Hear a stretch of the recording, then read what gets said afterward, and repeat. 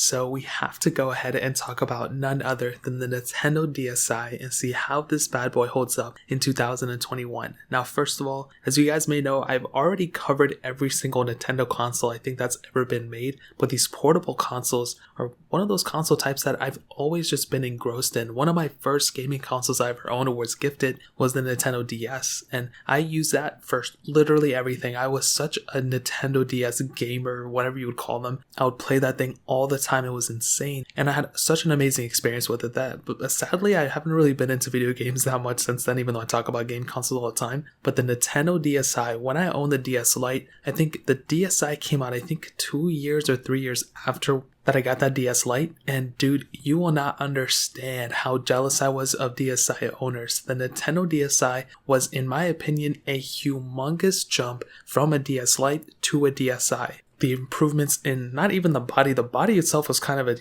I feel like the DS Lite had a way better body, but the DSi with its dual camera setup, we had a back camera and a front camera on this thing. That in and of itself is crazy. You had, more LED lights. You had, I think, the same type of display layout, but you did get the Excel version as well, which I think was really cool. It wasn't necessarily the DSi, and I'll cover the Excel in a different video, but this was one of those consoles, as I said before, I was just jealous of, because this thing had the capability of really going on the internet, downloading apps from the Nintendo eShop or whatever the thing was called at the time, and this was the craziest console at that time for me. I think it was probably better than a PSP, to be honest. I think this thing was, on par with the PSP, if not a little bit better. But the biggest downgrade of this specific thing was probably the lack of a Game Boy Advance slot. I think that was a pretty big deal for a lot of people, and I feel like a lot of people didn't like that at all. But a big thing to keep in mind with that is that you did have the capability of, putting an SD card in this thing, which in and of itself was another big change. But on top of that, there were so many mods and just everything available for this thing that it really bothered people at that time, just like the headphone jack and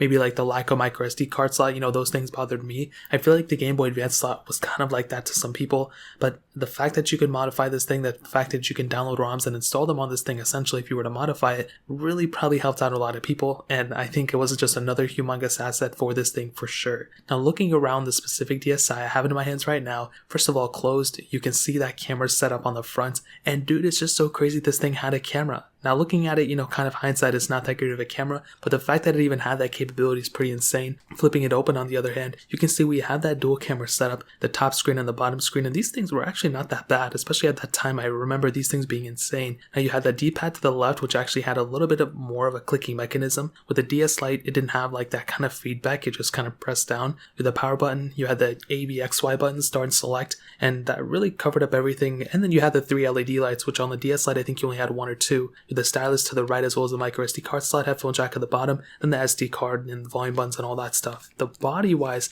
when I still feel it now, honestly, there's 2 parts to this. 1, I think it looks beautiful still. I don't think it looks ugly. But 2, I can just see how people would just break this thing in half. This thing, like, I'm feeling it in my hands, like, it just feels so weak. It's just so crazy. If I wanted to, I could snap this thing back in like 2 seconds. And I think that's why like the PSP was a better, I think, more durable console. Even though some people would say, well, you're showing the screen all the time, and if you can punch it and crack it. The DSi and DS Lite isn't really like that. But I feel like with the DSi, you can bend the screen back. And that was one thing I saw on eBay all the time recently, is that a bunch of people are just selling their DSi's or DS Lites or whatever with just bent screens and, screens that are totally dislodged from the console itself. So I think that's pretty funny, but there's nothing we can do about it. Now, this thing this year will be turning, I think, 13 years old. This thing came out in 2000, and it's just so crazy to me the type of console you can get for really not that much money. I mean, this thing isn't really that expensive. It's only like $20 here and there you can pick up, but here's a big thing you have to keep in mind, is that for the most part, if you get one right now, or if you get one that's in pretty decent condition,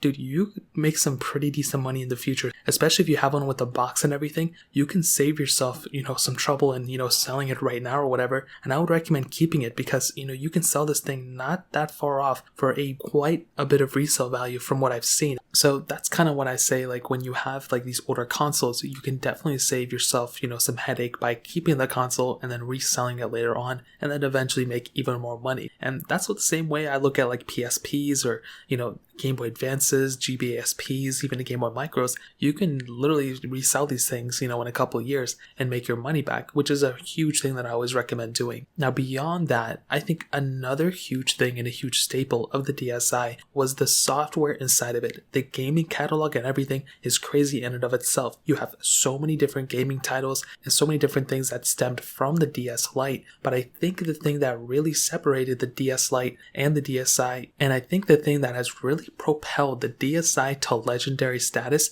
was the software. When you think about it, look at the DSi's software and look at the Nintendo Switch's software. There are literally so many similarities, it's not even funny. And I think that's the number one reason why the DSi has held up extremely well. The software in these things, even though it's like not getting software support, even though it's already outdated, even though you can't even access the eShop and download any things, the fact that you even had that capability is super crazy that Nintendo put it in this console, and it was the stepping stones of where Nintendo eventually brought up with the Wii. I think it was already out at the time, but the Wii U, which gave us the Nintendo Switch, which gave us the 3DSs beforehand, and there's just so many different things that stemmed off from the thought process of the DSi. And I think that is in and of itself the biggest and best reason why I think the DSi is one of the most impactful Nintendo consoles ever. I think it goes the original DS, obviously. Actually, no, I think it's like the Game Boy Advance was crazy, the GBASP was crazy, and then I think the DSi is that, best, most influential, one of the most influential Nintendo consoles I think of all time. It just has to be. The software inside of it, the software updates, the connection of Wi-Fi, going on the internet and downloading software support, downloading software updates, and just downloading games and stuff. And the SD card slot and all these other things, it was super crazy for me too. I think for sure at the end of the day, the DSi in that standpoint, as I stated before, is at that legendary status for 100% fact. Now, I think, the features behind this thing as of right now, a lot of them have kind of, vapored away, or whatever that saying is. To be honest, if you have the gaming library already there, the DSi is a welcome, little, imprint in your gaming catalog. If you already have a DS Lite, if you have like the Switch, getting a DSi is not going to cost you a lot of money, but it's going to give you a lot of functionality for sure. Now, it is kind of sad that you boot this thing up and you go through some of the software that's already built in, things like the PictoChat capability, things like the built-in internet browser. You can definitely see how outdated this thing is.